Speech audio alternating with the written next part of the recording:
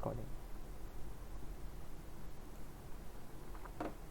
Okay, but I guess let me convince you that that is not actually fast, because chapter 4 is a short chapter, because the whole chapter is just for one problem, the harmonic oscillator, and in chapter 4 we learn two special methods in solving the harmonic oscillator, right? And yeah, like we always been saying, you know, it's a new method, so it blows your mind every time, and it takes a while to get used to the methods and the techniques, but we will use both the techniques again later. So the power series method, we will use this to solve the hydrogen atom, and then the ladder operator method, we will use this to study the angular momentum of particles. And the theory of angular momentum is something that is very fundamental to quantum mechanics and particle physics. So it is giving a very deep insight to how particles behave, right? Subatomic particles. So that ladder operator technique is going to be very useful for later. But for now, let us proceed to go to chapter 5, which is basically introducing to us how do we handle quantum mechanics in 3-dimension. Means what I'm talking about is the direction, right? So x, y, z coordinates, because previously we have only been looking at one direction only, right? So until now, right, we only consider one direction. So let me remind you what are the important results in this one direction. We only consider one direction, right? Which is the x direction, right? So x direction is an observable, right? And the state of a particle, well, if we take the eigenstates as the x direction, then if we want to observe the position of the particle, we should get the value of the position as our x direction, our x coordinate. And when we're talking about particle moving in the x direction, we also want to look at the momentum, right? So the momentum, which we have studied, we define to be the h bar over I d dx. Am I right? Okay, so we've done this, and later we'll talk about x, y, z direction. So we should label this the x direction for now. And one of the important results in quantum mechanics, the reason why quantum mechanics is different from Newtonian mechanics, is because observing x and observing the momentum does not commute, which means to say that the commutator is equal to I h bar. Okay, so that was the result that we have been doing in the past since chapter 3. Am I right? And also, just I guess we should be familiar by now, right? Usually I'm lazy to write the x times p minus p times x is an operator minus another operator. So the right hand side is equal to an operator. So if I don't write this, it means that it's an identity operator. Okay, so yeah, so this one is something we have been doing until now. Okay. Okay, so now we include the x and y direction. Okay, so now including the x and y direction, the y and z direction.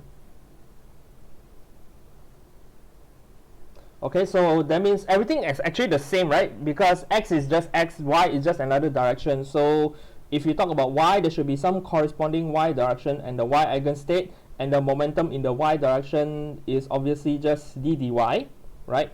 And because, yeah, everything is the same, so the commutator should be the same as well. So y and py is I h bar and the identity. So same story for the z direction. So you got z, z, and then the momentum in the z direction is just this operator d dz, and therefore the z and then pz commutator is I h bar, right, with the identity.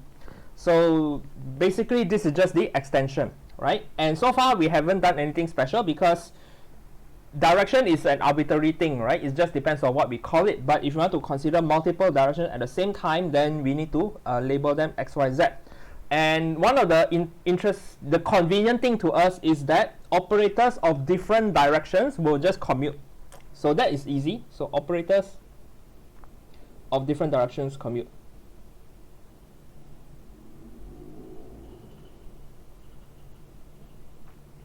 Okay, so that means what I'm saying is that if I x commutator with y is going to be 0, y commutator with z is also 0, z commutator with x is also 0. Okay, and then x and p has this IH bar, but if I take x and commutator with py, luckily it's make everything easy for us. There's going to be 0. That means I can measure the direction of I can measure the position, the x coordinate, and the momentum in the y direction with 100% accuracy. There is no uncertainty principle. Remember, whenever the commutator is 0, there's no uncertainty principle, right? Because uncertainty principle is because there's a commutation relation. So x and py is 0, and then you can do all the other things, right? For example, like py and z is also 0, and all the others, right? As long as they're different directions. And of course, same thing for the momentum. So py and px is going to be 0. Pz, py is also 0, and so on and so forth, right? Blah, blah, blah. Okay, so the only interesting commutator is non-zero commutator are over here. So that is just the basic idea that we need to keep in mind when we want to handle quantum mechanics in three dimensions. But in order to proceed further, we should introduce some more convenient notation. So we shall use our familiar vector notation from last time, right? Because now we're talking about x, y, z. So x, y, z, we actually did this quite often, right? Back in mechanics. So in mechanics, position vector in R, we write this as a vector. So the x coordinate in the I basis, and then y coordinate in the j direction, and then the z coordinate in the k direction. So these are the positions when we were doing Newtonian mechanics or in high school. But now what we want to do is, well, we are doing quantum mechanics, so we need to elevate this into operators. So the operator should have some position operator, and now these are positions operators. So the operator changed to x, but then I attach this to the I direction, and then the y is related to the y direction, and then the z is related to the k direction. So as always, usually when I write the capital letter, it means the operator. The small letter, it means the eigenvalues. Okay, so yeah, so nothing, we haven't done anything special yet, right? Just rewriting some new familiar quantities. And what else do we want to rewrite? Well, we are talking about quantum mechanics, so we want to write about the state of the particle, and we got the operator, so therefore we can write the position eigenstate. Right, so the position eigenstate is, well, we'll just, since we got this notation, this is the, let's say the position eigenstate of the particle is this position. Basically, it's just saying that the position is having some coordinates x, y, z, and eigenstate means that the x position here, if I operate on this, you just give you the eigenvalue. Okay, so right now, hopefully it's not too bad. We are kind of like mixing our two different vector spaces at the same time, right? So this is a Hilbert vector space that we have been doing. This is the Euclidean vector space we've been doing in mechanics, but we are combining the notation and write everything at the same time. Hopefully it's kind of obvious because it's just telling us what is the xyz position of the particle. Okay, but now since it depends on three directions, then my position wave function, it also depends on three directions, so it becomes a multivariable function. So position wave function, what's my position wave function, right? So given an arbitrary state, this state don't know what is yet, but if I want to write down the position wave function of my state, I do this, right? And this will give me a function that depends on the position. So the position contains x, y, z coordinates. And of course, if you are doing Schrodinger equation, we want to check how this state evolves in time, then it also depends on the time. And again, to emphasize, right, if I write this, it just means that it depends on x, it depends on y, it depends on z, and it also depends on t. So it's a 4-variable function. Okay, so yeah, it's a bit yeah, so now we are increasing the number of variables, so we're increasing the complexity of the problem we are studying. Okay, so yeah, everyone follow so far?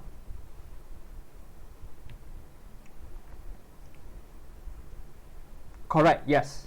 Yeah, so it's a combination of three separate eigenvalues because this is our coordinate in Euclidean space, but at the same time, these are also the x, y, and z are they also at the same time they play the role of the eigenvalues of the position operator. So yes, this one is just, it contains x, y, z of the coordinate, right? So this one you can expand into ijk components, right? And yeah, so this one, it just means that this is x I operate on the state, and then plus y j operate on the state, plus zk operate on the state, and then on the right hand side you get in the I direction xr, in the j direction yr, in the k direction zr.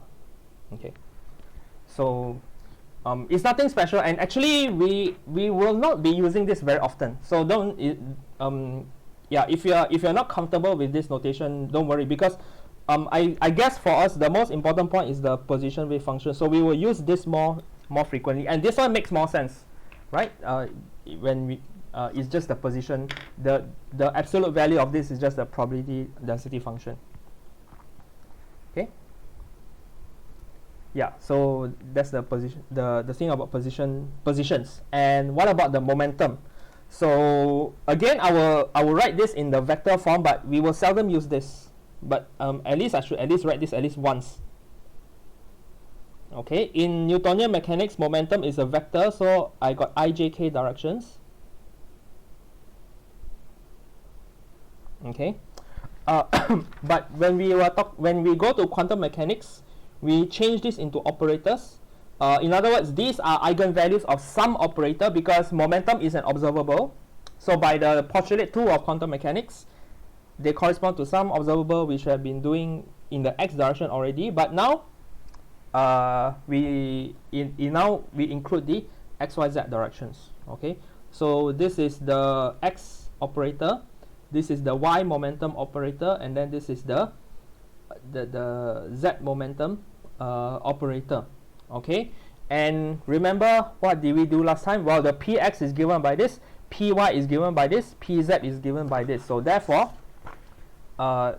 it should be written as the following. So let me put the I unit vector on this side, and px is h bar over I d dx, correct?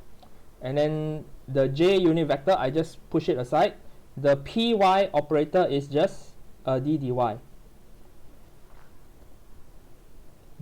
and then same thing k, right? H bar over I d dz. Okay, so now what does this look like? I can factorize the h bar over I, so it looks like something familiar that you have seen in calculus 2. Okay, so does anyone recognize this expression over here? Okay, we didn't do anything much, because since we're writing everything in a vector, we can factorize the h bar over I.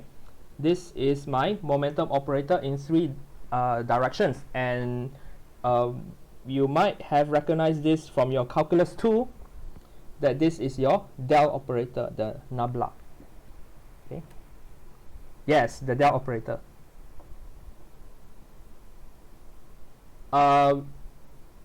We take them as a whole vector, because x, y, z are still real numbers, so you can do calculus using that. So it's just the x, y, z. It's the same x, y, z vector as last time, right? So this is the del operator. So that means what we have found, back to this. What we have found here is we have found the momentum operator in 3 directions in 3D. That means we include x, y, z directions.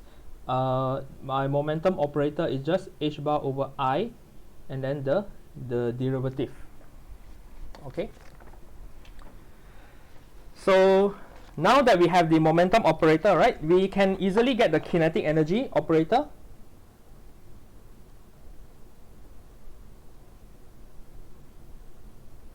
What was the kinetic energy operator? It was p squared over 2m, right? So 1 over 2m and then p square. So p square is the same way we define this in Newtonian mechanics. P square, it just means p dot p. So what is p dot p over here? So we realize that p square is just equals to p dot p is just h bar over I times square. The I will become -1, so it just becomes h bar square, and then it is the nabla square. So this nabla square is what we call the Laplacian, right? So what we have here is h bar over 2m, and then this thing square. Okay, so this one you might have, this might be mentioned briefly in calculus 2 also, right? So this is what we call the Laplacian, right? So Laplacian just means that this is the same as doing the differential dx twice, and then doing dy twice, and then doing dz twice, right? So that means if I were to operate this on a function, okay, we're going to do this later. If I operate this on a function, this means that I'm taking the second derivative of psi with x plus second derivative of psi with y plus the second derivative of psi with z. So this is just a shorthand notation of this operation, right? So when we write this, what we actually mean that this will act on a state, right? In position wave function, it will do this. Okay, so that is the kinetic energy operator. We got this as our Laplacian, and then for the once we got the kinetic energy operator, we can easily get the potential energy operator. It's just a function of position, right? Usually potential energy is a function of position, right, in Newtonian mechanics. So we elevate this into an operator. It just means that it is a function of r. So now that we got the kinetic energy and potential energy, we can get the Hamiltonian in 3D. So our Hamiltonian is just the kinetic energy plus the potential energy, which is just simply h bar, wait, I forgot, did I forget the square here? H square over 2m, and then nabla square, and then plus the potential energy, which is some function of r. It depends on the problem, right? The hydrogen atom is given by a potential energy which we learned from Coulomb's law. We will use that to solve the hydrogen atom later, but for now we got the Hamiltonian for in 3 dimensions. Okay. Yeah, so any questions so far?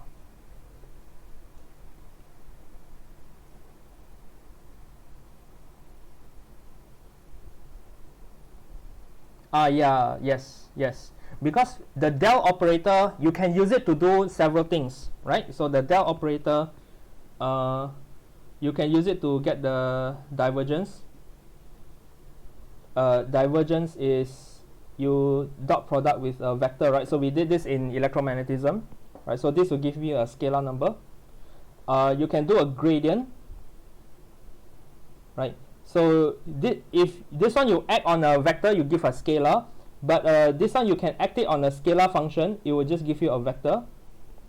You can also do a curl, right? So curl dot a, you do a cross product with another vector, you give you another vector, right? So these are the 3 things that you can do with the del operator.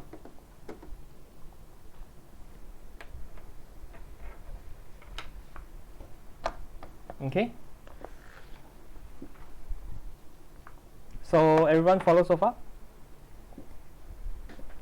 Now, well, most of the time in 3-dimensional quantum mechanics, well, in this chapter at least, we will be focusing on our position wave function. So because once we got a position wave function, why do we always want this? We want to find the probability distribution, right? So given a wave function in position representation, that means yes, we do this, right? And then we got the wave function psi. Okay, so psi depends on the coordinates, and it might change over time because it's a dynamical system.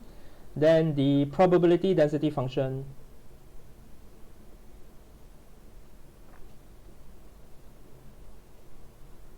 is this thing squared. So remember, right?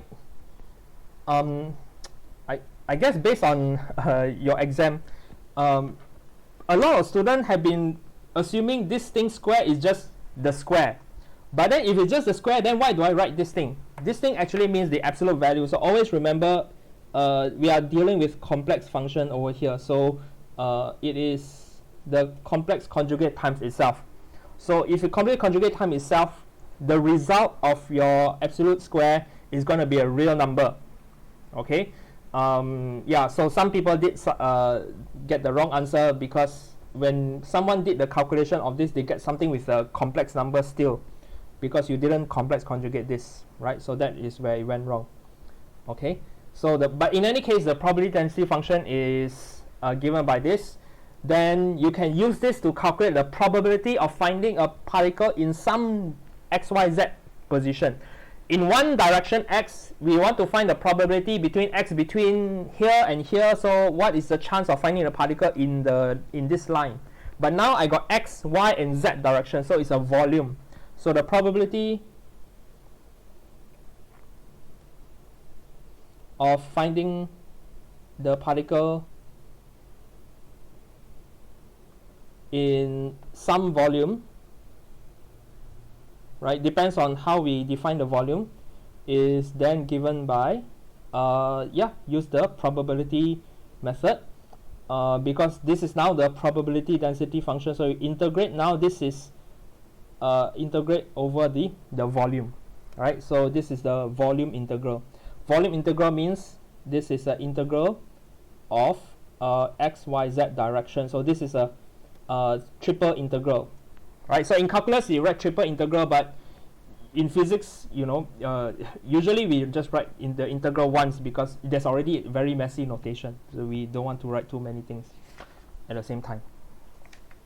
Okay, so now that we have everything over here, right, we can finally express our Schrodinger equation in our three directions. I was at three directions already. So this is the Hamiltonian. So therefore the Schrodinger equation in 3D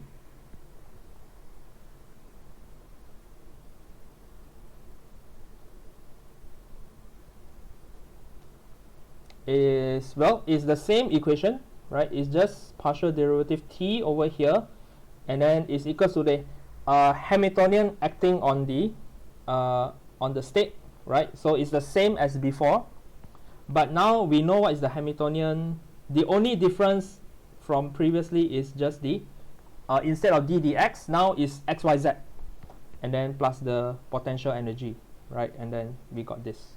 Okay, so again, right, usually we tend to factorize out the operator, but it just means that I put the psi inside. So what this equation means is this is h bar over 2m. We take the Laplacian of this function, and then plus the v is a function, so it's just a multiplication, so v times psi, right? So this is my Schrodinger equation in 3D. This is the full Schrodinger equation, and we can do the same thing as before. We can separate out the time dependence, so you can use the separation of variables.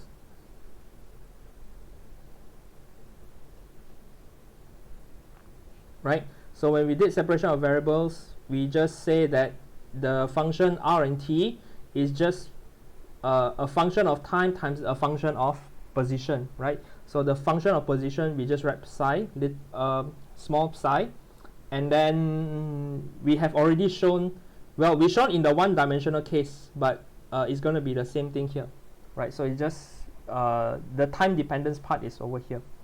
Okay, so let us just prove this again by substituting into the Schrodinger equation. So if I plug this into the Schrodinger equation, what do I get? So on the left hand side, I got IH bar, d dt, so d dt, it will just give me minus IE over H bar, psi. And then on the right hand side, I got H bar squared over 2m. This is differentiating x, y, z direction. So this differentiating the stuff here. There is no differentiating with respect to time, so I can put the t here. And then this is the Laplacian of psi. And then v this is just a multiplication, so nothing special here.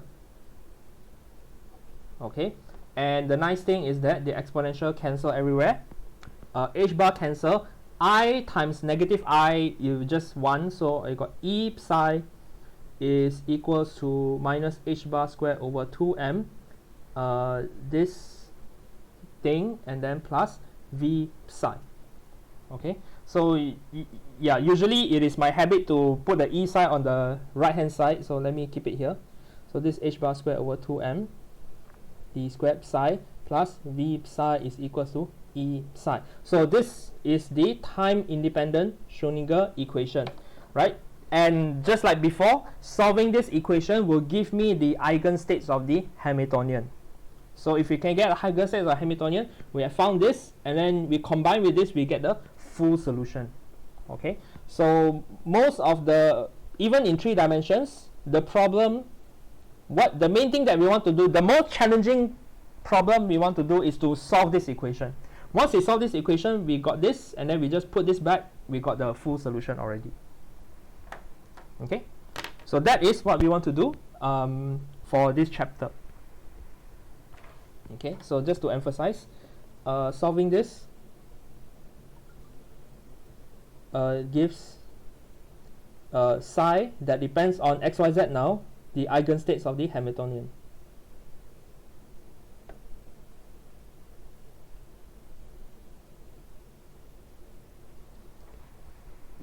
Okay. 2, 3. So does anyone have any question so far? Right, so this is our Laplacian in 3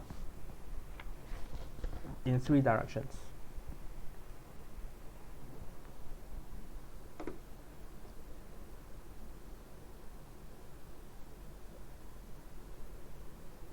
Oh, don't be, no, you won't fail. Okay, yeah, so yeah, don't worry about it, because it's not too bad. We basically, what we are doing is I would say like 90% similar to what we did in the previous chapter, just that now we need to include XYZ directions. But before we proceed, right, I just want to make sure everyone is absolutely familiar with the del operator. Okay, so do you know what I mean by writing this? Right, I written this last time already. But this is important, right? We need to know what is the meaning of the del operator before we continue. For the I think we don't need to worry about divergence, all those things. We won't be using this here, okay? And del operator is an operator. Remember what do we mean when we say operator? Operator is it some state and then you spit it out, right? So that means it is it some state. So what we mean is doing here, right? And then what comes out is another state, right? And when I write the Laplacian, so the Laplacian, I write this, right? So this is defined as what this means is d dot d del dot del, right? So del dot del, it just means that d square dx square dy dy square dz dz square, right? So that is why we got the Laplacian over here, this. So usually you see this as a different, just the derivative symbol but nothing on it, but actually it just means that later we can plug in the operation. That means it will act on the state and then it will give me a new state, right? So this is what this means over here. This is a shorthand notation of writing this.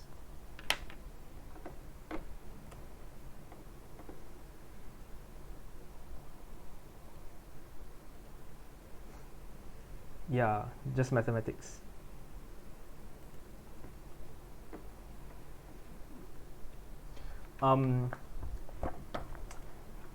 Yeah, I know it's mostly joking lah, but when when physics, in the context of physics, right, in this kind of discussion, usually when we say just mathematics, it just means that we are not using any new concept, right? Just mathematics means we are manipulating, right? Move the things over, multiply, things like that. So that is what it means by mathematics. Means that we are not adding more physics into the problem. Okay, so yeah, that is usually what people mean when people say things like that in textbooks or lecturers and things like that, and me too. So if everyone is okay with this Laplacian, right, we are mostly ready to solve our first situation already. And it is a very simple situation. We have done this before in 1 dimensions. Now we extend this to 3 dimensions. So we are talking about the 3-dimensional infinite square well.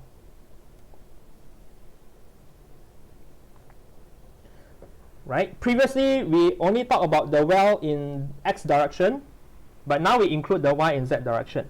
So my potential energy function, right? So even though we write it in this way, I said we actually seldom use this because in the actual practice, what we are doing is my potential is 0 for my particle. Let us consider a well that is having this property, right? So my potential energy is 0 in a cube of side length L, and then it is infinity for other places. Okay, so yeah, we are not, so this is kind of like just mathematics, like nothing new over here.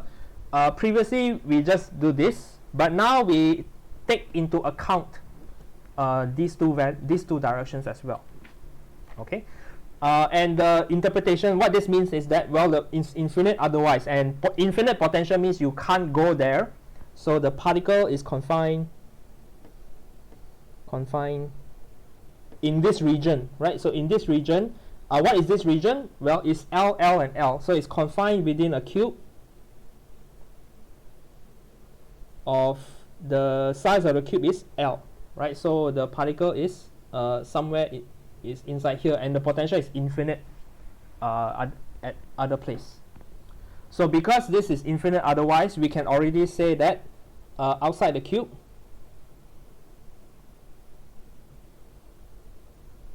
the psi is equal to 0, right? There's 0 probability of finding the particle over here. Then all we need to do is just to solve the Schrodinger equation inside the cube here. Okay. So the Schrodinger equation inside the cube,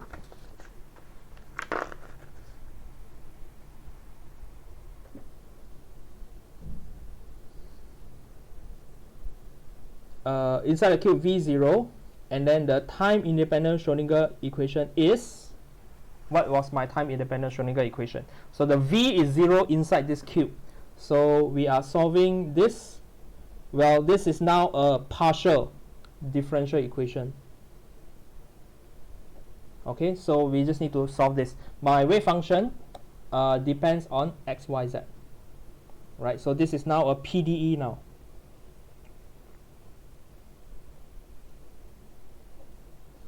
Okay, rather than a ODE.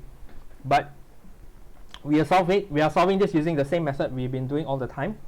Separation of variables, right? So separation of variables. Well, before we continue, let me write one more line. I don't know how comfortable everyone is with the Laplacian, but this just means is the psi dx square d psi dy square plus d psi dz square is equals to negative 2me over h bar square psi. Okay, so this is the partial differential equation that we want to solve now. So let's call this equation 1, and we use our same method all the time, separation of variables.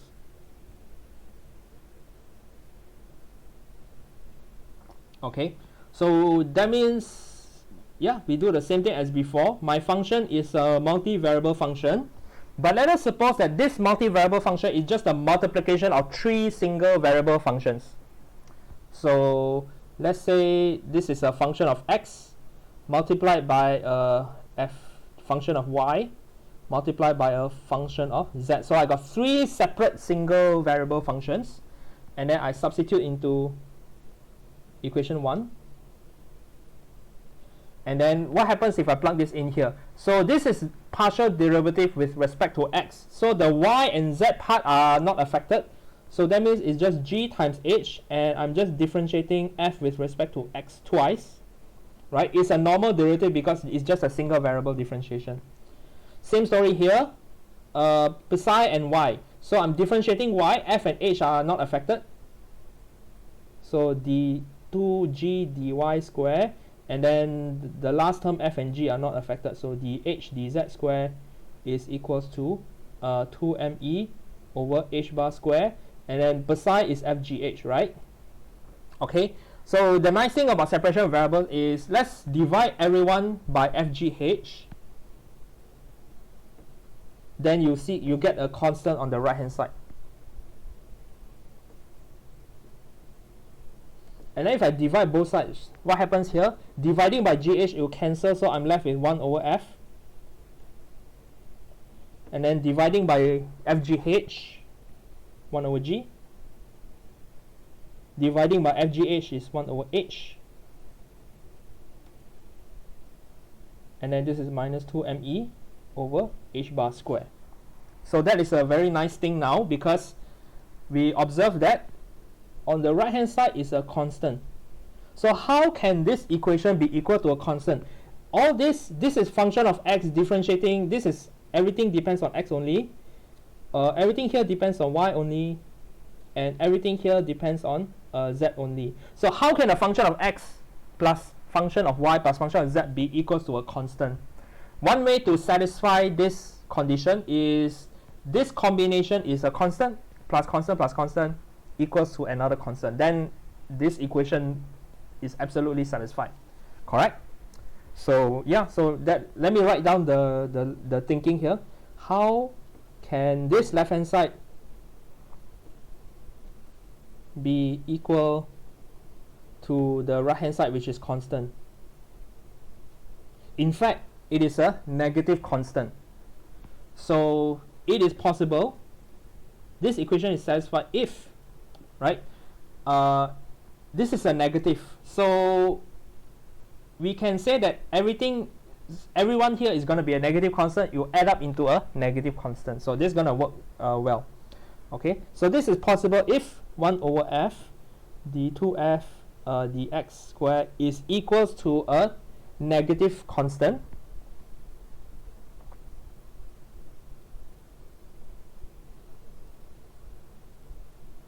So this is minus kx squared, right? So let's k is a real number. I square it, it's going to be positive, but I put a negative there to ensure this is negative, right? And then same story here, f over g d2g dy squared is equals to the negative constant ky squared, and 1 over h d2h dz squared is another constant, so we'll just call this kz squared, right? So the label xyz is just to remind us which equation we are talking about. Okay, so now we have separated into 3 ODE. So now we have ODE now.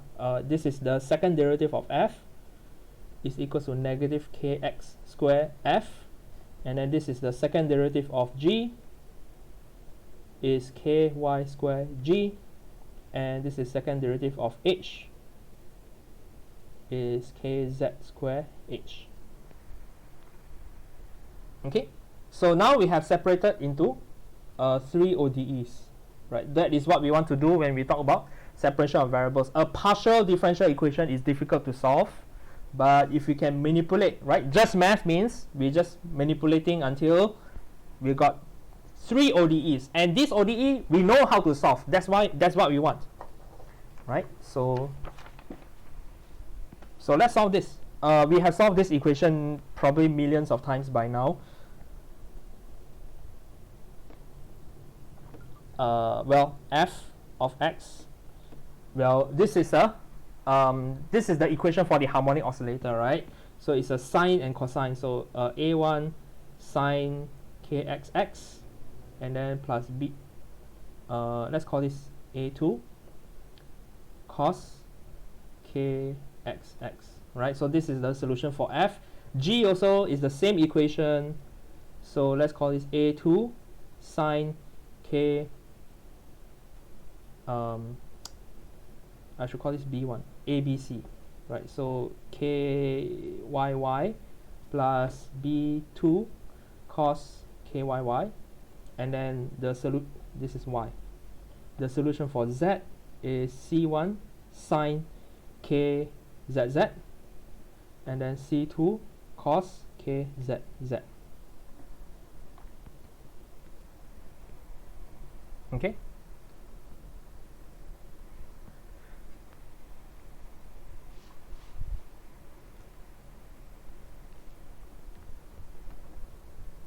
Correct. Yeah. So this is also a solution, but you can also express this in terms of sine and cosine. Correct. Yeah, it's more convenient for this. Okay. So what's our solution so far? Right. So our solution so far is my psi of xyz is equals to FGH if my wave function is in this region. What time is it now? Okay, about 10 minutes before we break. And then 0 otherwise. Okay.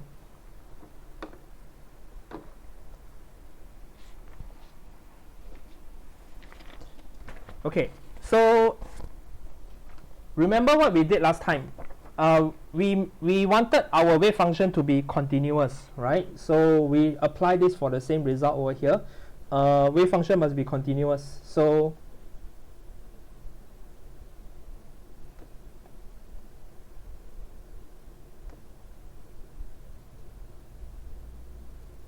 okay, so if the wave function is continuous, that means what happens when x is 0 or y is 0 or z is 0, then it should connect to this point 0, right? So in other words, wave function,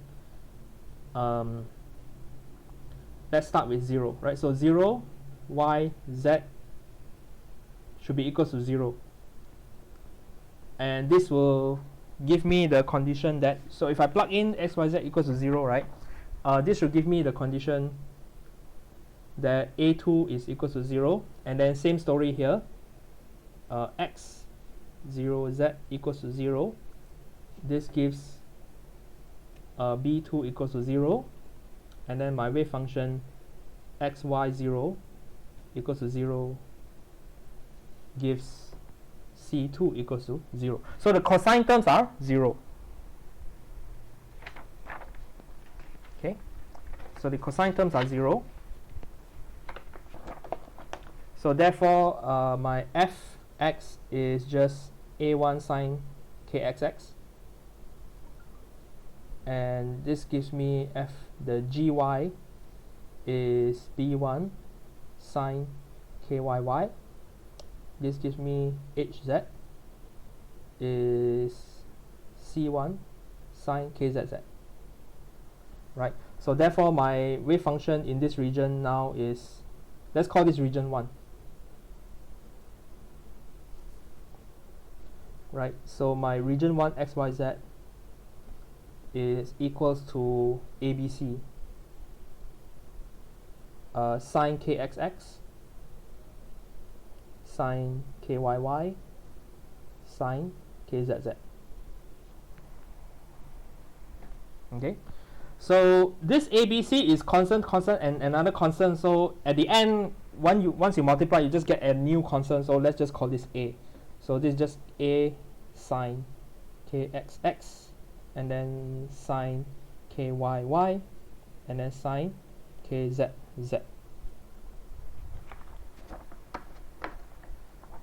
Okay. So that is our, well, so far we have narrowed down our solution already, but we still need to determine what is the k. And the k is, well, when x goes to L, my function goes to 0 as well. And then same thing here, this one goes to 0, this thing here, this one goes to 0, right? So another condition is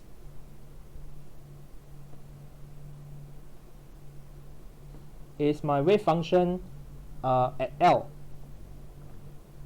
for any y and any z, as long as x goes to L, right, I reach one side of the cube, so my wave function should drop to 0 at one side of the cube. So this term goes to 0, right? So this is the first condition. And same story for the y. It doesn't matter what is my x and z, but in the y direction, when I reach the end of the cube in the y direction, my wave function should drop to 0. So that gives another condition. And the z as well. So x, y, it doesn't matter what is x, what is y, but when the z reaches the end of the cube, the wave function goes to 0. So I got 3 conditions.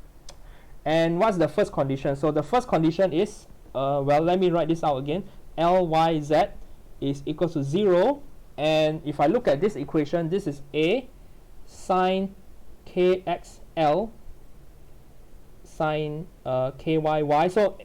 So y can be anything. So we just leave y like this.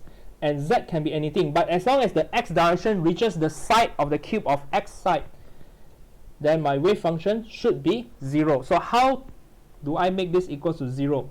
So this term, I can make this 0 if this sine function is equal to 0. So I got kxl is equal to integer times pi. And let us call this integer. We have been calling this integer n. This is the same solution that we did in the one-dimensional case. But now I got x, y, z direction, so I need to label. So this is for the integer in the n direction. So my kx is nx pi over L, where my nx is equals to 1, 2, 3, dot, dot, dot. So these are integers. Okay.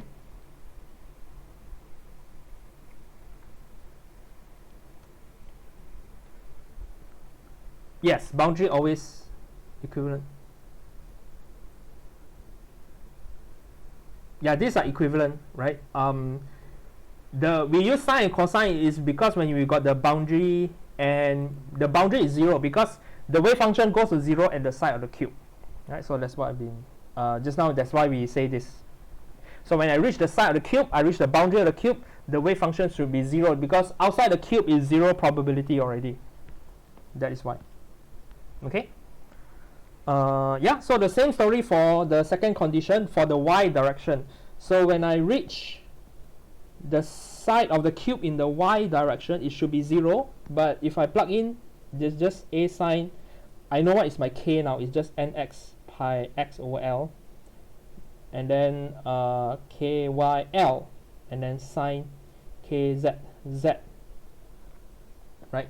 And then I want this to be 0. So this is 0. If kyl is equals to integer times pi, and we'll call this integer n in the y direction, so my ky is just ny pi over L, such that my ny is also integer, right? 5, 6. Then yeah, same lah. So same, blah blah blah. My kz is just nz pi over L. Nz is 1, 2, 3. Okay. So what's my solution so far? Right. So our solution so far is my wave function. Right. Is a multivariable function, eigenstate of h. Is 0 outside the cube, but when I'm inside the cube, I got this now. So a sine integer pi x over L, and another integer pi y over L, and sine another integer z over L. So why do I call this n, x, y, and z? Because these 3 integers can be independent, right? They do not have to be the same integer all the time. Right, this can be 1, this can be 2, this can be 5 or 4 here or 10 here. They can be independent. All this will satisfy the Schrödinger equation. So this is inside the cube. I'm lazy to write the inequality everywhere, but this is outside.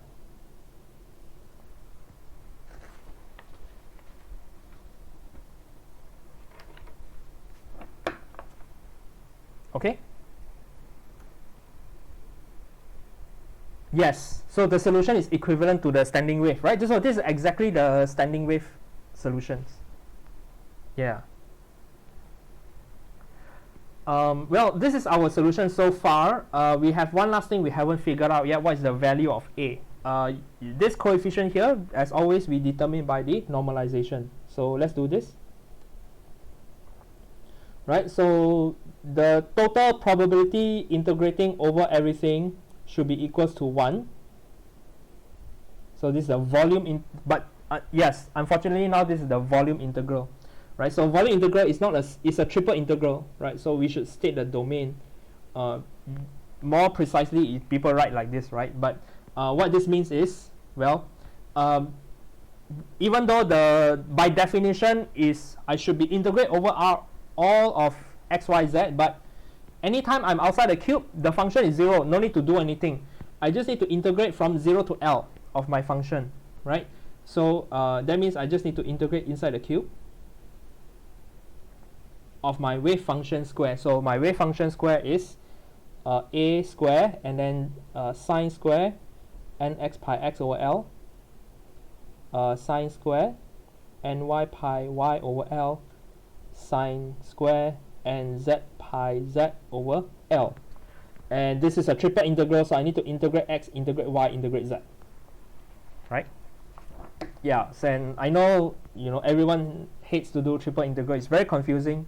But this particular one is not bad, right? It's just integrate sine x, integrate y, integrate z in 3 separate occasions. So even though it's a triple integral, and generally triple integral is messy, but here what we are doing is just integrating x from 0 to L sine square nx pi x over L integrate with respect to dx, right? So this is one term, and then later you integrate the y direction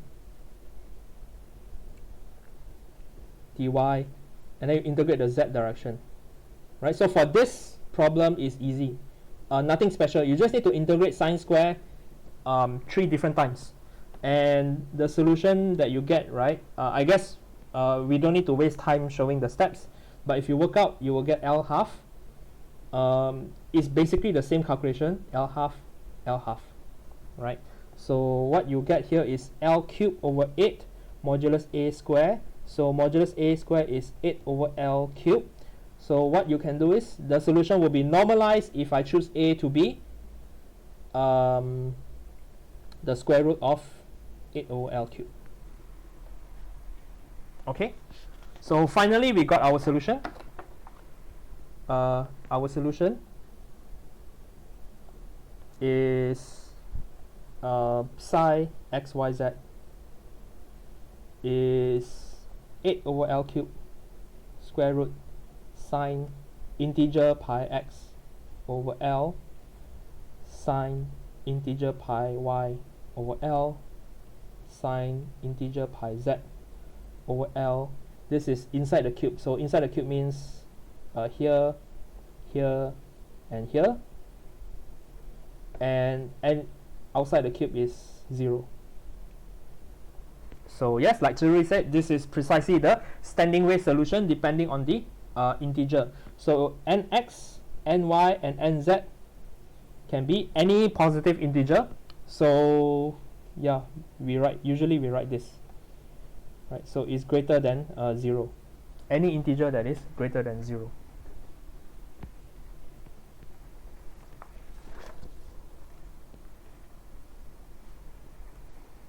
Okay.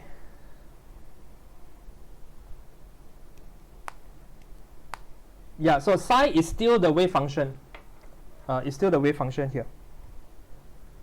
So it still means the wave function, but just now it's just my wave function depends on x, and also depends on y, and also depends on z.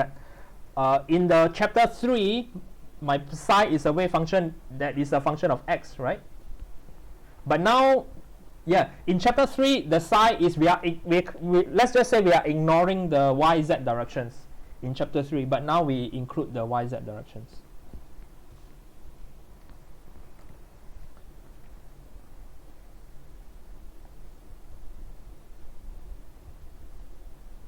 Yeah, so actually it's the same. Is the psi square is the probability function, and it's hard to plot because it depends on XYZ direction, so the graph will have to go in the fourth direction, so we can't draw in 4 dimensions. So the probability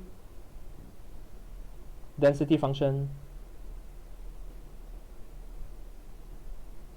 is psi square is, well, is 8 over L cube, yeah, sine square nx pi x over L sine square ny pi y over L sine cube, sine square nz pi z over L. This is inside the cube and this is out. How do you draw this? I don't know. You can't draw a 3 variable function, right? You can draw a 2 variable function and the height is the third axis, but now I got XYZ axis and then the value of the function is different. So you can't really draw this. Maybe you use the colors to represent the value, but yeah, I don't think it's convenient. Okay. In the 2-dimensional case, maybe yes, but yeah, I guess we'll just leave it as a symbol. Yeah, use color to, yeah, that's why I use color to represent the value, but for handwriting it's very difficult, right? I only have I only have 3 colors, so we can't do this. We can plot this using the computer, I guess. But for the hydrogen wave function, yeah, we use the color for the hydrogen wave function later. That's what you see in the chemistry textbook, right? Even in high school, you have seen the picture like this before. We will see this again later. But in any case, I think now should be a good time to take a break. So yeah, so let's take a 10 minutes break. And we haven't discussed the energy of the system yet, so let's talk about energy later.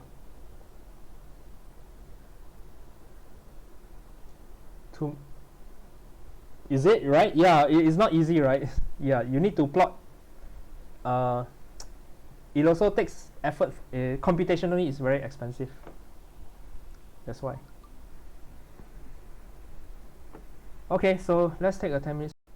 For designing radio antennas and things like that, you need to solve Maxwell's equation. We want to build the waveguides and things like that. So Maxwell's equation it depends on 3 variables. Then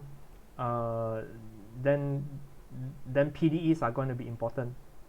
So yeah, so I guess we will practice here a few more times for the power series method and to familiarize ourselves. So I guess we got that to look forward to. Okay. Okay, so where were we? We have solved until here, right? We gotten the solution. Wait, am I recording? Recording. So we gotten our solution so far. We have normalized it already, right? And then the square of this is this. Then yeah, you guys have talked about how to plot this graph. Some of you already know better than me on how to plot these 3-dimensional objects, 3-dimensional graphs. But one remaining thing to discuss here is what is the energy of the solution, right? So this is what we want to do next. We want to determine the energy levels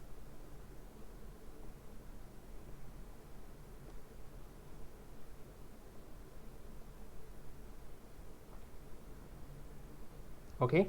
So to determine the energy levels of the solution, it will be, well, let's look at where the energy appear in our Schrodinger equation. It did appear in our original Schrodinger equation. Hang on, I'm sharing screen. Yep. Yeah, sorry.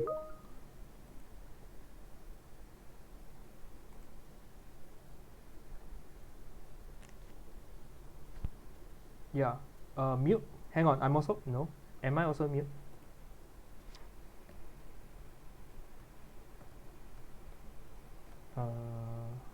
Test. My volume is low. Test.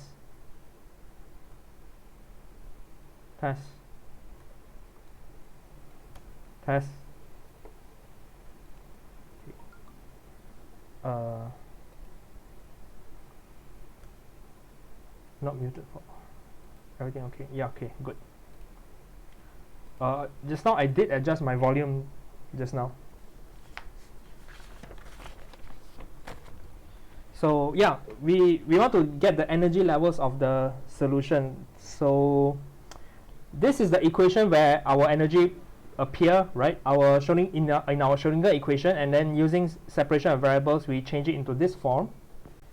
And we have been calling this minus kx square, then this whole thing is minus ky square, this whole thing is kz square. So let's focus on this equation, right? So let's go to equation 2. Go back to equation 2, right? And equation 2 we were, let me write this out again just to make it clear. 1 over g dg dy, 1 over h dh dz, and we wanted this to be equal to 2me over h bar square, right? And in separation of variables, we wanted to say that this is a constant, x only, y only, z only. How can this be a constant? Well, all these are constants, and we claim that these are negative constants, and this will guarantee that the right hand side will be a negative constant as well, and equals to 2me over h bar square. So what we have found is, well, basically the negative, let me take care of the negative sign, and I will put e on one side of the equation, and then I got h bar square over 2m, and then this is kx square plus ky square plus kz square. Okay, so k, and then we have found the k's already. Remember, the k was the integer n pi over l. So all these are integers, so this is nx square pi square over l square, and then we have found the y is n square pi square over l square, and then this is nz pi square over l square. So everyone has a pi over l, so we can factorize the pi outside as well, and then the l also comes out. So we have found a formula for the energy level. These are constants. It depends on the mass of the particle and the length of the cube, and then Planck's constant.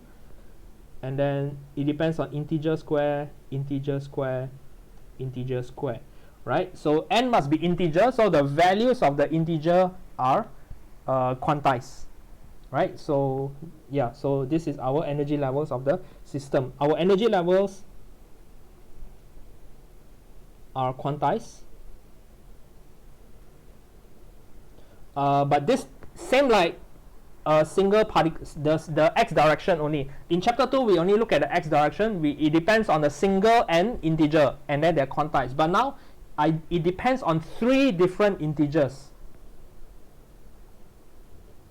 on 3, and like I said, right, they don't have to be the same integer all the time. They can be different, so they are 3 independent integers, and these are integer numbers. Usually we call them quantum numbers. Okay, so the quantum numbers are nx, ny, and z. Okay, actually when we talk about the one-dimensional well, this is also a quantum number, but we didn't bother calling this a special name because it's just an integer, right? But now I got 3 different integers. So the fact that these are 3 different integers, these are a set of numbers that are important, and therefore we now call them quantum numbers. Okay, so this is the formula for the energy of the 3-dimensional well. So it depends on these 3 different integers, and what are the possible values of this energy. So let us list out a few of them, right? And let's see what's going on. So the first few energy levels, let's list down. Okay, so like I said, it depends on these 3 integers. For these 3 different integers, it will give me a different corresponding value of the energy. So let's draw the table here. The lowest possible value of all of them are just 1, right? 1, 1, 1. Okay, so if all of them are 1, then this becomes 3. So my energy level is 3 pi h bar square over 2 ml square. So this is the lowest possible state, therefore this is the ground state. Okay. Now what is the next higher level? Well, let's keep everyone as low as possible, and let's increase this by 1. So this is 2, right? But then notice that, okay, this gives me a same energy value as this particular state. So instead of increasing the Z energy by 1, if I increase by 2, it's the same energy, and these 3 different states have the same energy, right? What is this state? What is the energy? 1 squared plus 2 squared, so 4, 5, 6. So this is all this 6 pi h bar square over 2 ml square. This also has the same energy. This also have the same energy. The pi's are square, right? Yeah. Okay. So this is one state, is the ground state. These are 3 different states, 3 different eigenstates, but with the same energy. So we have 3 different states. Look at this. All these are same energy, right? Same value of energy.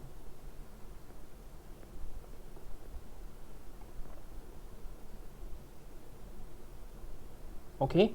Now, this is a big deal in quantum mechanics. When I have 3 different states with the same energy, it's going to have a lot of consequences in experiments and things like that. But you can worry about that later. But the main point is, as long as we have 3 states with the same energy, this is what we call a degenerate situation. And how degenerate it is to tell us that how many states have the same energy. Over here we got 3, and therefore we say things like the degeneracy is equals to 3. Okay, so that is a consequence of different states having the same energy level, right? So usually, you know, why to give an idea of why is it different, it's like, let's say you give you excite a quantum state from the ground state. So let's say a system is initially at the ground state, right? And then you shine a photon with the energy of 4 pi square h bar square over 2 ml. So if you give it a photon of this, it will excite to a new state. But then given a photon to this state, once it absorbs, then the system has a choice of which state to excite to. Okay? And there is no, all this state will be will have conservation of energy. The conservation of energy will be conserved. So if you excite this, then maybe what might happen is that, well, since there is no way to decide exactly which state does it go through, and if you don't observe it, then it might be a superposition of one of these 3 states. So maybe this is one way you can prepare a superposition state, right? When you got a degenerate energy level and 3 different states, you just shine this energy, you just give this energy to the system, then it might be in a superposition. Okay, so that is one consequence of the degeneracy. Okay, but there's one, there are, I'm simplifying things a lot here, right? So but at least this gives an idea of what does it mean by having a degeneracy.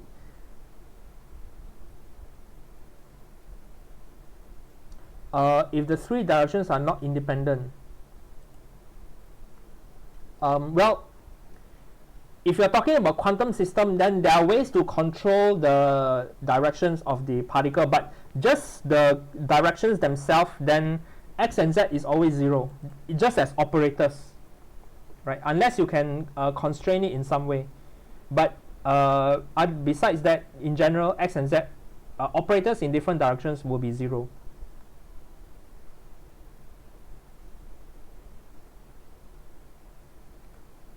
We can control the direction.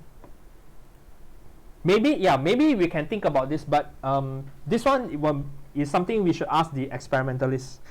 In general, I think if you control the direction of the photon, one way, it might influence the momentum of the particle, right, by the Compton effect. And if you influence the momentum of the particle by the uncertainty principle, it might influence the position of the particle of that direction, right? So if you shoot it in the z direction, then maybe it will influence the z momentum, and the z momentum will cause an uncertainty in the z directions, right? And then it will influence. But for now, like we probably shouldn't worry about all these details. The main point is, and what we want to stress here is that we got the degeneracy. But it's actually a good question because there's a lot of interesting things to consider. We're combining our previous knowledge, right? Compton effect, and then the uncertainty principle, and then the commutators and all those things. Let me draw one more example. Let me increase by another energy level. So if this is 2, 2, right? If this is 2, 2, then what's the value of the energy? So 2 squared plus 2 squared plus 1, 4, 4, 1, 9. So it's 9 pi square h bar square over 2 ml square. But if this is 2 and this is 1 and this is 2, the energy is also same. Or this is 2 to 1, 9 pi square h bar square over 2 ml square, right? And as far as I can tell, this is also 3 degeneracies. So the degeneracy of this case is also 3. But you can try to calculate all the others, right? And try to determine what are the different degeneracies of the different states. But in any case, we have solved this page 6, this page 7. We have solved the particle in the infinite well in 3 dimensions already. So let me list down the full official solution. Right, so the solution, we have found everything that we need, right? Our wave function is, well, we have normalized it, is square root of 8 over L cubed, sine of nx pi x over L, sine of ny pi y over L,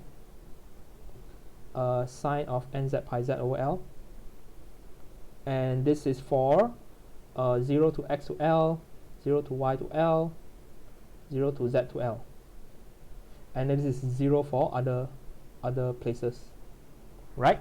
And then we have found the energy levels also. The energy levels was pi square h bar square over 2 ml square, and it depends on these 3 integers. Okay, it depends on these 3 integers, and the integers is it can take any value from 1, 2, 3 onwards, and we have already listed a few examples of these already, right? So this is our solution for the infinite square well.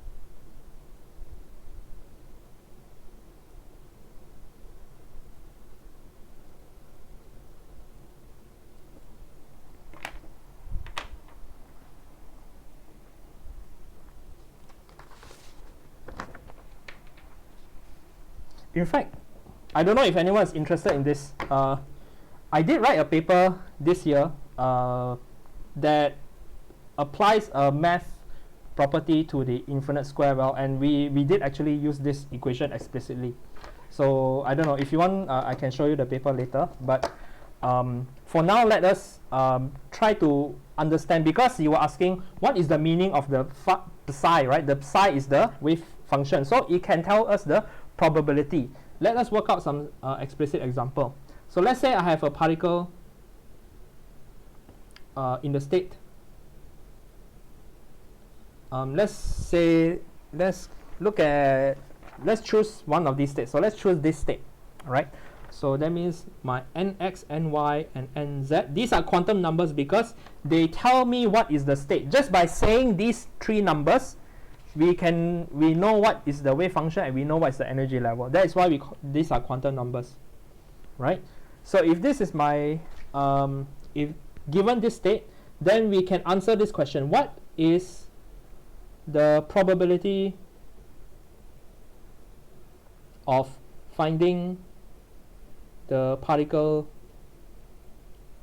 in here? So between x to L half, between y to L half, between z to L half. So it's at the lower left corner of the box. Right? So what this means is that if I plot my x, y, z, yeah, so let's try the thickness color. Well, I'm not going to draw the color, but this is my x, y, and z axis, right? And then my cube is the sides of length L.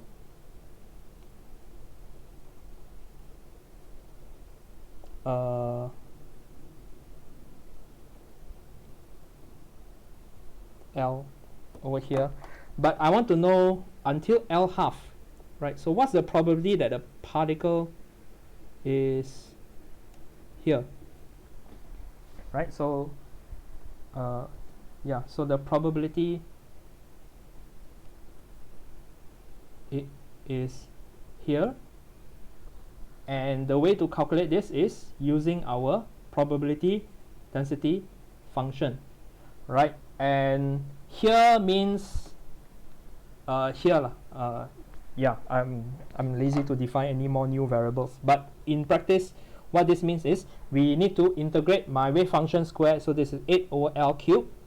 My n is 2, so I got sine square 2 pi x over L, sine square here is 1, so pi y over L.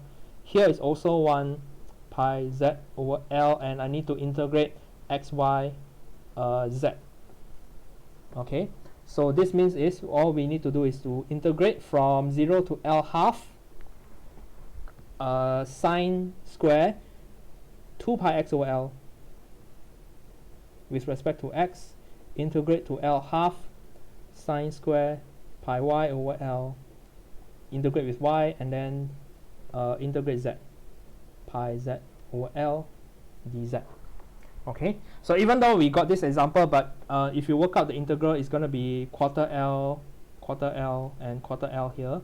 So the answer is going to be 8 over L cubed, L cubed over quarter L. So let's just do, I don't know why it's 4 cubed. So it's just 4 times 4 times 4. But this will cancel 2, this will cancel 2. So downstairs become 8. So the probability is 1 over 8, which kind of makes sense, right? It's 1/8 of the rest of the volume. Right, so this is how we use the probability density of finding the particle in this particular region.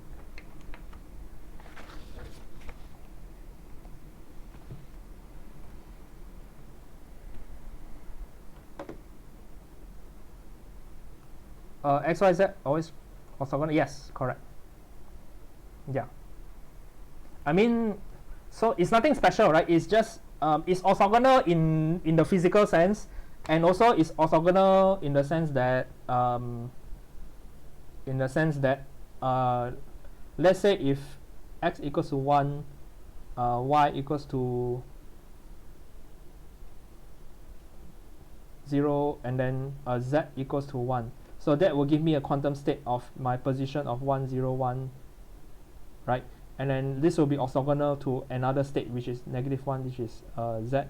So 1, 0, 1 is orthogonal to 1, -1, 1 is 0. Right. So if the Hilbert space orthogonal, and also, yeah, in the physical sense also, they are also orthogonal.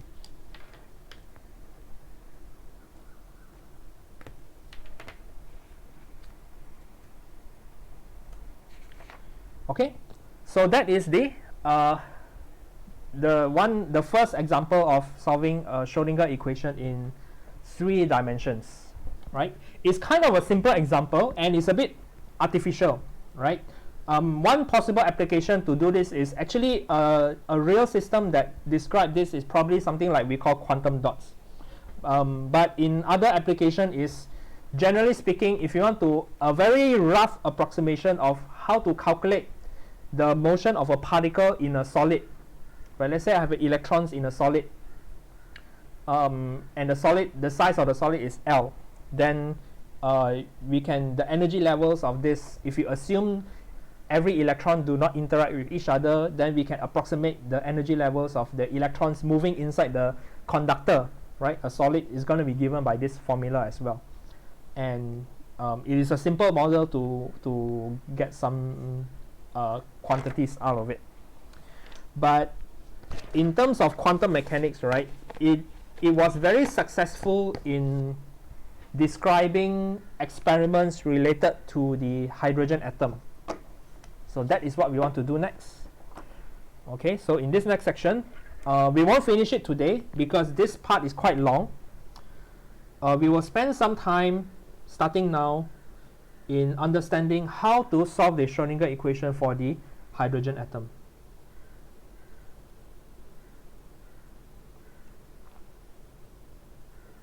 Okay. So at the time when quantum mechanics is being developed, right, in the 1920s, 1930s, people at the same time doing experiments with hydrogen gases and things, and they get the absorption spectrum and those kind of things, right? And from there also, like, understanding the structure of hydrogen atom makes us understand the bonds, interatomic bonds, and which leads to chemistry. So understanding this will lead us to understanding further on chemistry, and also for those who are interested in astronomy, right, understanding the spectrum of atoms like hydrogen will also help us detect what is the composition of gases in space, because in space you can't go there and collect samples, right? There are infinite, there are so many, the stars are very far away, but but astronomers, even though the stars and galaxies and those supernova, they are very far away, right, they can also tell what are the elements are inside those stars.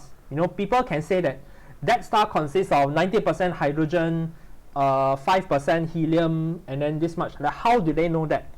We know that because we understand what are the energy levels of each atom, right? So we start with the hydrogen atom. Okay, so let's get started by doing this. MP nightmare. What's MP? Oh, modern physics. Yeah, you have done this in modern physics also, right? We're gonna go even further. Okay, so in fact, we are not immediately jumping into hydrogen atoms. What we are doing is hydrogen atom is an example of a potential that depends on radius only and is independent on angle. So the hydrogen atom is a problem or a system where the potential depends only on the distance from the origin, right? So what do I mean? Again, my XYZ direction, I draw it here.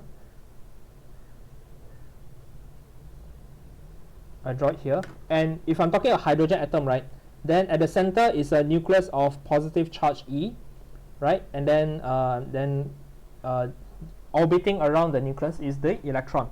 But the potential energy of this system depends only on the distance, so it doesn't depend actually on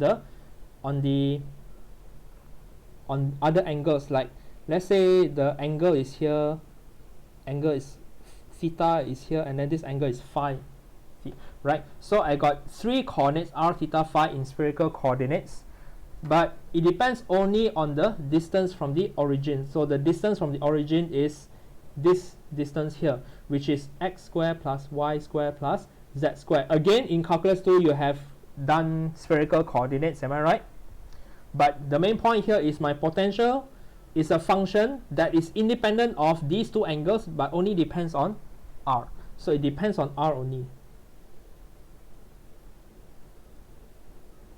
So it's V R, right? We will look at the hydrogen atom later, but as a preview, right, for the hydrogen atom, my potential energy is just a proton and then electron. So my potential is just given by negative E over 4 pi epsilon R. Right, so this is our potential. The E squared will give me the energy, the binding energy of the system. Am I right? Hang on. square. Yeah. Wait, let me double check. I suddenly confused myself. Yeah, E square, right? So positive Q and Q, things like that.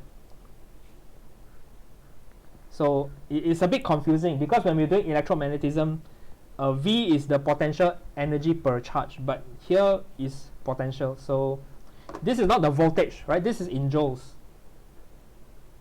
It's not the voltage.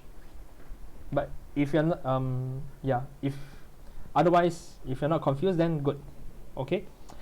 In any case, what we are going to do now is we need to work in spherical coordinates, because if it depends on R only, then it will be better if it depends on R, then rather than using X, Y, Z all the time, let's just use R. That means we need to go to spherical coordinates.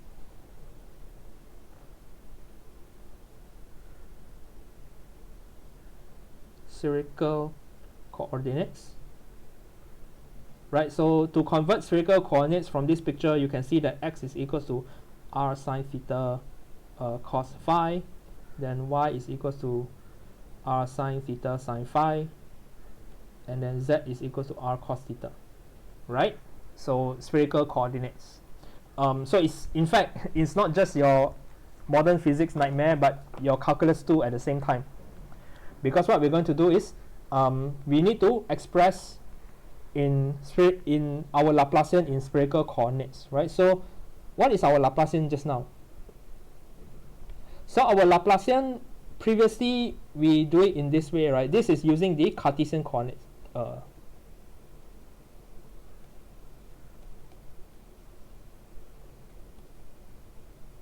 This is in Cartesian coordinates. Okay, so I need to convert Cartesian coordinates into spherical coordinates, and the way to derive it is, I guess we'll just skip it. I'll just give you the expression. In spherical coordinates, it is given by this. Hang on. So let me write it. In spherical coordinates,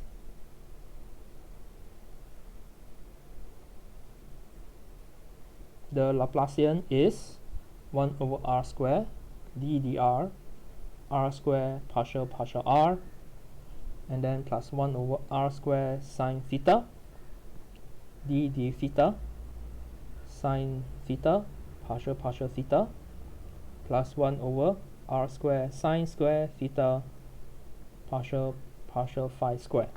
Okay, so it's gonna be a bit messy, right? I know you're not gonna like this, but we can't avoid this. Okay, and this is not just a problem about math or physics student, but speaking of engineering math, right? We did solve this Laplacian when we are doing for the engineering physics students. Okay, so yeah, so now is our so this is our Laplacian now, right? It's just changing a different coordinate system, but it is still the Laplacian operator. So what is, with this Laplacian, what is our Schrödinger equation? So the time independent Schrödinger equation is what? Okay, so it was the Hamiltonian equals to E psi, right? So the Hamiltonian was h bar square over 2m. Let me just write it at the side, just to remind ourselves, or myself, I forget. It is this thing plus v operate on psi is equal to E psi. Okay, so now the Laplacian is this. So it's h bar square over 2m.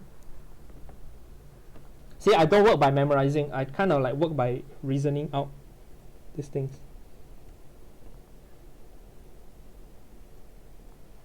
Okay, so all this operate on my function psi.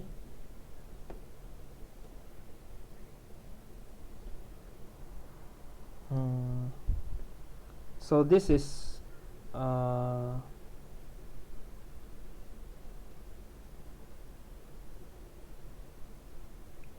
on, let me double check. Okay, so yeah, sine is power 1 here and power 2 here. This is where you have to be careful.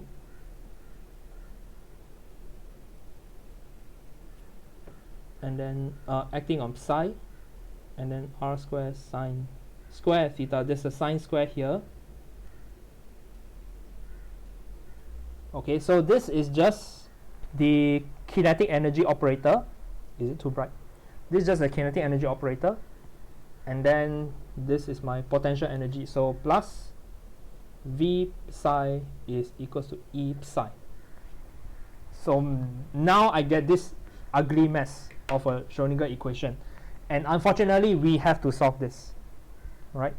But yeah, we will spend the next few hours probably trying to solve this equation.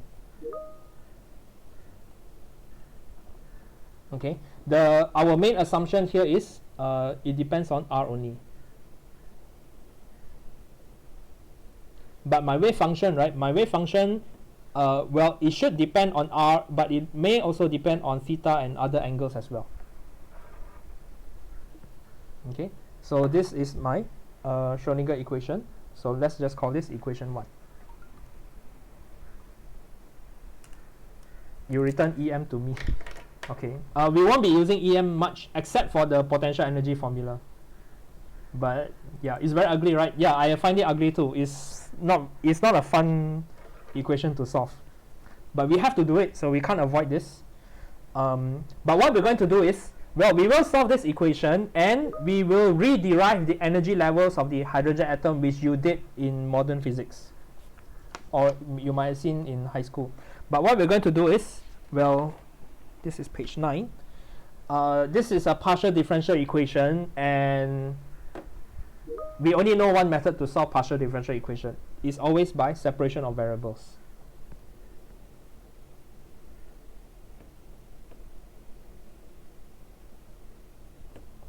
Okay, so that is what we shall do. So we are going to let, so my wave function, right? So my wave function is a function of 3 variables. Only the potential energy depends on R, but anything else, we do not make any big assumptions. So we are going to let this be equals to a multiplication of 3 separate single variable functions.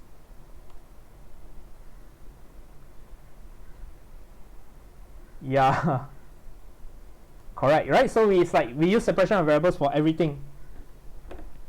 That is the life of the physicist. So it's a multiplication of 3 different functions. So let's just call this big RR, and then this is big theta, depends on theta, and this is some function of phi or phi. Okay, and we will substitute this assumption into equation 1. So if I plug this into equation 1, right, what do we have? Everything has h bar squared over 2m factorized. This is a derivative with respect to r, so the other two are not differentiated. So it's theta phi r square, and then this is d dr r square dr dr. And then this is only differentiating theta. The rest are not differentiated, so this is plus r phi over r square sine theta. No, yeah, r square sine theta. Then this is d d theta sine theta, d theta d theta. And then same story here, only phi is differentiated, so the other two is not affected. Okay, and then this is d phi square, and then this is v r theta phi, and then on the right hand side is also r theta phi. Okay, so well, one way to simplify this is I will bring this to the right hand side, and then all these constants also I bring to the right hand side. So I got 2m over h bar square. That's a negative sign, so I will absorb the negative sign into v, so this becomes v minus e, right? And then I divide everyone by r theta phi. So if I divide by r theta phi, then I can separate my quantity. So if I divide by r, is 1 over r square big R,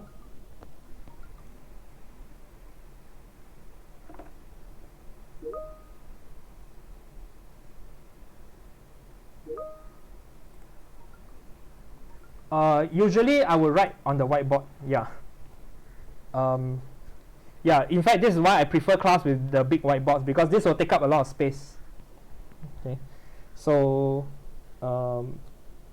I prefer to write everything on the whiteboard, because it's essentially the same thing, right? Whether it's handwriting or this. So we will try to separate, but in fact at the moment it doesn't look like it's separable at the moment, right? Over here, okay, R only, but here theta and R are still mixed.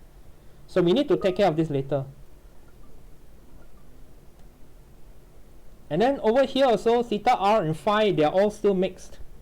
So we need to handle this before we can really separate everything. What time is it now? Okay, so 3 more minutes.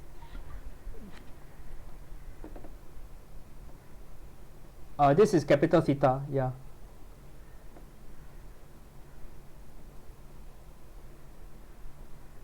What do you mean? Let you solve by, like, prof? Oh yeah, big V, big V. My V is too small. You mean you want to solve by yourself, is it?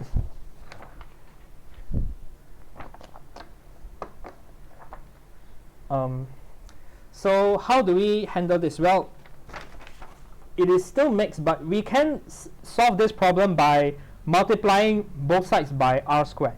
Okay, so if I multiply both sides by R squared, right?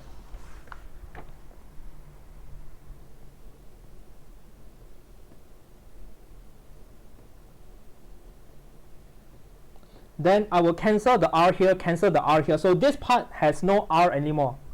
But suddenly this part, well, V depends on R, depends on R. So let's put all the R related stuff together. So the cancelling the R also, so I'm left with this. Okay, and I bring this over. And then I multiply both sides by R squared, right? And then if I multiply by R squared, there's no more R here.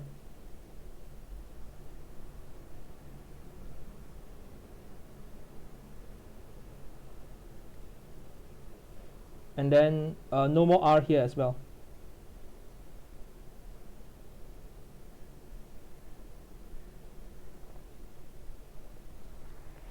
Okay, so well, this has still a mix, but we will handle this later.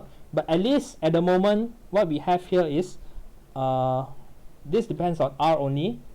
Well, this depends on theta and phi only, right? At least we can do some separation at this stage. We will separate this later, but right now, how can a function of R plus a function of angles be equal to 0? So the only possibility is that this is a constant. Let's just call this C. And to make this 0, this is going to be the opposite of this constant, negative C. Okay? So yeah, so for the very last thing before we end, I'll just say that for later convenience, we write the constant as a combination of other constants, and for randomly I will just say that it's LL plus 1, because later we will realize that L is going to be an integer, right? But at the moment we have separated this into two equations now. One is first order, the other is still a partial, no, one is single variable, second order, but the other is still a partial differential equation. So this is V of RE, R squared is equals to L plus 1, and then the other equation is 1 over sine theta, big theta,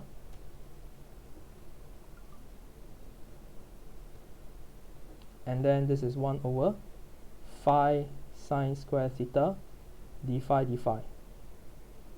and then this is negative of C, so it's L plus 1. Okay, so we have separated into two equations. This is an ODE, but this is still a partial. So we still need to further separate this, but I think we can continue this on the next class. So before we end, let's look at some questions. why the right hand side becomes 0 after times, I skip 2 steps, so I times 2, right? So the right hand side, right, the right hand side got this, I multiply both sides by r, so this times r squared, and then I bring this to the left hand side, so this part comes here times r squared, and then I bring this here. Okay, so everything goes to the left hand side.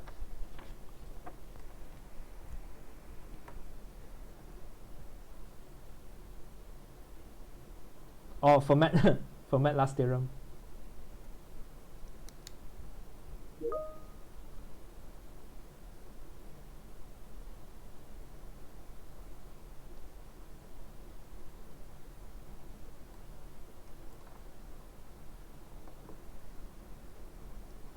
Okay.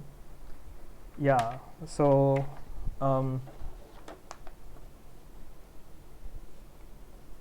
and so I guess that's all, right? No other question. Yeah, then if there's no other question, I guess that's all for today. But don't worry, usually I tend to like calculate every step, whether it's on the physical class or whether it is here. In fact, physical class is more convenient because whiteboard is easier to solve equations on a whiteboard than on paper.